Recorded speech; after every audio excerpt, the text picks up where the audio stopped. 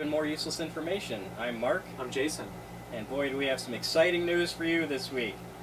They're making a third Harold and Kumar movie. It's already filming. Did you know it's being filmed in 3D? I did not. And they're doing it because there's some stop motion that's supposed to make it really worthwhile.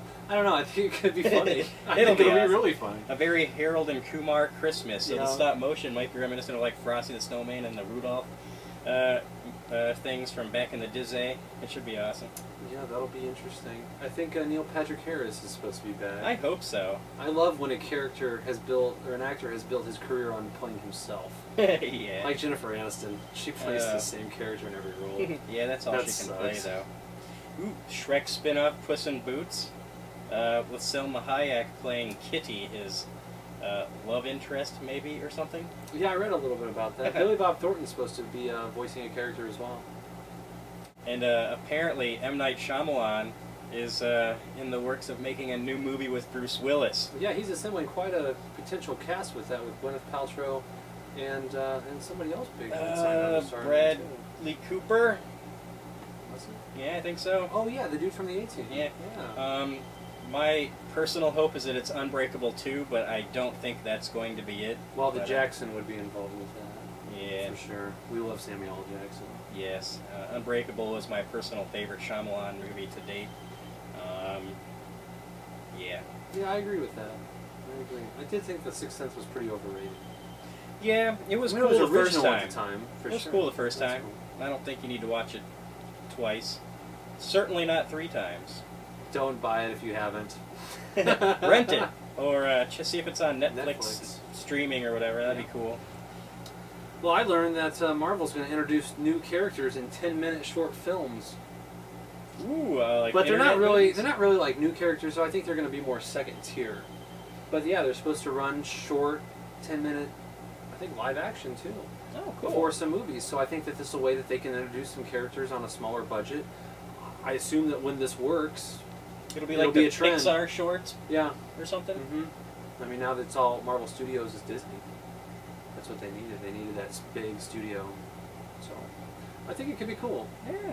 And I also want to touch on this. There's quite a strange controversy going on at the moment regarding IMDb. Have you heard about this? No. Yeah, well, there's a bunch of Hollywood guilds led by the WGA, and they're making moves against IMDb, saying that posting the actual ages of various actors and people who work on the films is not good. They said that will lead to age discrimination in an industry based on the youth. Doesn't everybody in the industry know the ages of the people they're hiring already? I would think so, but then logic is, you know, I can't help it. You would think. You would think. Well, so then you can just go to Wikipedia and find out how old they are. Right. So it doesn't even make sense. To target IMDb is not fair, I don't think. Yeah. But that's weird. They have to go after something every so often. I mean, what? Oh well. Yeah, the lawyers' coffers are running a little low, so they need to incite something. Yeah, I don't think it's that big of a deal. I just thought it was very interesting that somebody's actually leading a charge. Crazy kids. Also, did you hear that Leonardo DiCaprio signed on to star in Clint Eastwood's J. Edgar Hoover biopic? No. Which is untitled, actually. Untitled at this point. But now that they've got the director and the star, I think they'll be moving on that faster. I am not a history buff, so I'm not convinced that I will go see the J. Edgar Hoover I'm not sure movie. that I would definitely not. I mean, I would definitely say that I am not a history buff either.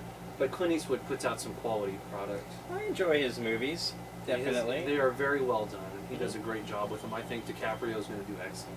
He's awesome. I think he'll be nominated for an Oscar for this, for sure. Yes, indeed. And it'll probably wrap up filming enough so that he can work on Martin Scorsese's project, the Frank Sinatra biopic. Really? Yeah. They're talking about playing Sinatra at different stages in his life, and DiCaprio is rumored as well as De Niro. I don't know how they're going to make that work, but it's Scorsese, and it should be really, really cool. Should be better than Shutter Island. Well, Shutter, a lot of people liked it. I didn't see it. I saw it. It was really well done, except for the story. I'd like to check out Boardwalk Empire, that new show on HBO. that Scorsese he's directing the pilot for sure. Well, I guess if you have fancy cable. And it's got writers from The Sopranos, and Steve Buscemi stars as the lead dude, man. It's going to be a great show. Anyway, moving on to bigger and exciting things. Weekend box office numbers. We had Toy Story 3 that came at number 1. Yes. 109 million. Record breaker? A record breaker for Pixar. Their biggest opening yet. A lot of people love this movie. 60% of all that take was from 3D movies. Yeah, that's been kind of the thing with movies that have released in 3D and 2D. They tend to make more money on the 3D showings, although is that just because of the higher ticket price? Or it could be. I'm sure that has a lot to do with it. I'm sure. Karate Kid comes in at number 2, 29 million. That's up to 106.3 million. Jumpin' Jehoshaphat's. Of course, they're working on a sequel to that already. Keep stuff in those pockets. The A-Team comes in at number 3 with 13.8 million, bringing its total to 49.8. Get into the Greek, number 4 is 6.1 million, already to 47.8. Shrek 4 comes in with number 5 with 5.5 million, bringing its total up to 222.9 million. Not too bad. Theatrical releases this week. We've got Night and Day coming out on Wednesday. Tom Cruise and Cameron Diaz. That should be fun. It should be really good. They're saying that it blows away Mr. and Mrs. Smith, but I hate to use that term "blow away" because I don't think that's very. I think that's very subjective from person to person. So don't listen to what you. Yeah. Anyway, and Grown Ups comes out Friday, which has a great cast, but I think they're all putting their great talent to waste. Yeah, I mean, when was the last time Chris Rock made a kick-ass movie? I mean, really. Never. Okay. Rush Hour? Was that him? Nope, dude, that was Chris Tucker. Oh, damn. Oh, well. Never. That's okay. How about anything DVD releases? Oh, yeah, there's 2 that I found noteworthy. Death Race 2000, the Roger Corman classic, with David Carradine and Sylvester Stallone. Ooh. Awesome movie from the 70s. And She's Out of My League. I haven't seen that one, but the trailer looked kind of amusing. It's got the dude from Fanboys. Yes, it does. And he's also going to be in The Sorcerer's Apprentice with Nicolas Cage, which looks pretty kick-ass. There's actually a broom scene, like from the Disney Fantasia. Really? Wow. Yeah, they do like the Mickey Mouse with the music. They have the music in there. Wow. You can see the scene online right now. It's actually pretty amusing. That's really cool. So that was one of the trailers that I enjoyed this week, along with. I didn't enjoy this one as much as I had hoped. The Resident Evil Afterlife. They have the trailer out for that now. Oh, that's done in 3D also. Yeah, if you saw Resident Evil 3, like at the end, Alice was down in like the warehouse of Alice's. There was like 1,000 of them down there. Saw the trailer. She was the only one. So like, what did she do with all of her buddies that were just like her? I don't know. Apparently they're not in this one though. I was kind of disappointed in that. Maybe that'll be the intro to the movie. They'll explain that shit. I hope so. And Scott Pilgrim, it's kind of an interesting thing going on there. It's has that Michael Cera guy in it again. That movie looks really good. It looks really bizarre. I think it's done by the Shaun of the Dead people, maybe? Yeah, it is. Definitely. I forget their names though. Yeah, it doesn't matter. But there's the Youth in Revolt that he was in that just came out on DVD last week, or Blu-ray, and that was actually really funny. Dude, I still love Superbad. I can't help it. I just really thoroughly enjoy that movie all the time. It's delightful. That's why I don't know why.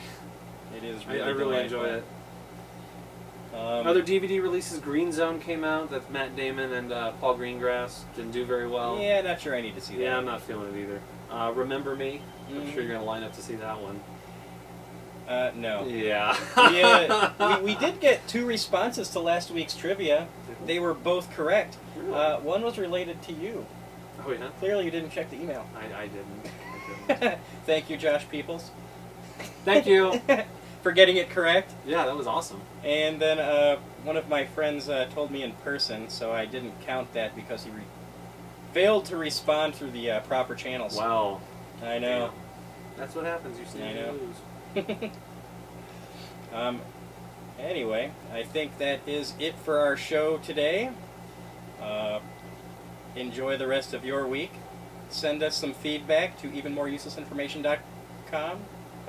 I'm just kidding. That doesn't exist yet. At gmail.com. Become fans on Facebook and follow us on Twitter. Enjoy. Next week we'll be here in glorious HD. HD, yes, we're upgrading from the iPod Nano.